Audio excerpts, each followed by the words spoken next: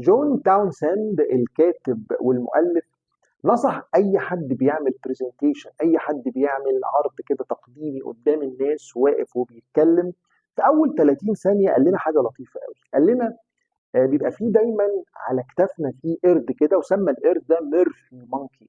القرد ده قاعد بيتنطط على كتافنا، بيزقنا لتحت، بيخلينا متوترين، ممكن نعرق، يشدنا من وسطنا، يشدنا من شعرنا، يبتدي يقول لنا كلام سلبي، انت مش فاهم حاجة، انت مش متمكن من نفسك.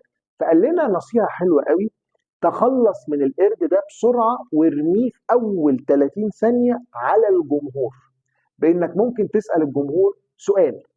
فلما تسال هذا السؤال انت بقى بتاخد وقتك تستعيد ثقتك وقوتك، هم يجاوبوا على هذا السؤال وترجع انت تكمل البرزنتيشن. ممكن تسالهم سؤال يبقى له علاقه بموضوع البرزنتيشن، مثلا بتكلمهم على التايم مانجمنت مثلا او اداره الوقت، فبتقول لهم: عارفين في كام ثانيه في اليوم؟ ياخدوا هم وقتهم.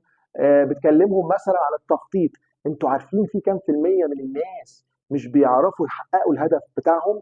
وهكذا.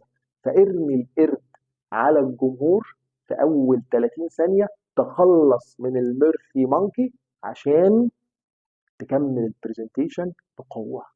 سهلة.